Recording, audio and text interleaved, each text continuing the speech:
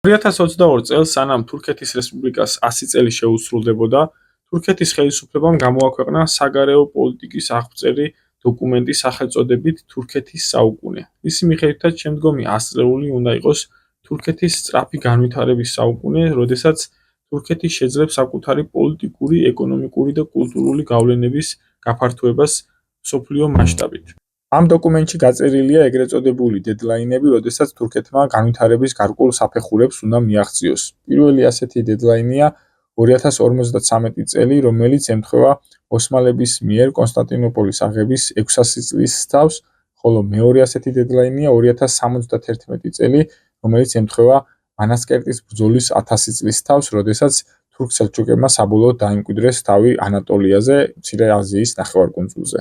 ამ დოკუმენტში ნახსენებია ის, რომ მომავალში თურქეთი უნდა გახდეს მაღალტექნოლოგიური სახელმწიფო, რომელმაც მყარად უნდა დაიმკვიდროს ადგილი დიდ ოცეულში. ასევე თურქეთს პრეტენზია აქვს გაეროს რეფორმაციაზე სახელწოდებით „მსოფლიო მეტია ვიდრე 5“.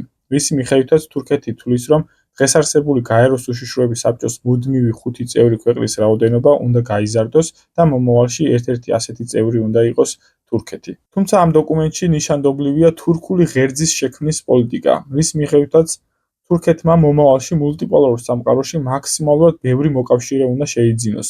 თუმცა პირველ რიგში პრიორიტეტული თურქული სახელმწიფოებია, ამ შემთხვევაში აზერბაიჯანი და ცენტრალური აზიის თურქული სახელმწიფოები. შესაბამისად, ზანგეზურის დერეფანი შეიძლება განვიხილოთ თურქეთის ამ ფართო საგარეო პოლიტიკის ერთ-ერთ წამყვან პროექტად, რომელიც პრაქტიკაში ქმნის ხიდს მასსა და აზერბაიჯანს და ცენტრალურ აზიას შორის და მომავალში საფუძველს უქმნის თურქული ერების და თურქული სახელმწიფოების გლობალურ დონეზე პოლიტიკური ერთიანობის ჩამოყალიბებას.